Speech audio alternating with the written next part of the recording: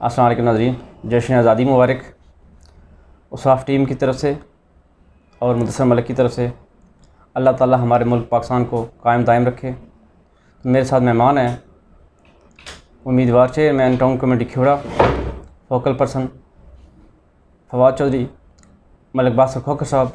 आए इनसे गुफ्तगू करते हैं कि जश्न आज़ादी के हवाले से ये अपने आवाम को क्या पैगाम देना चाहते हैं।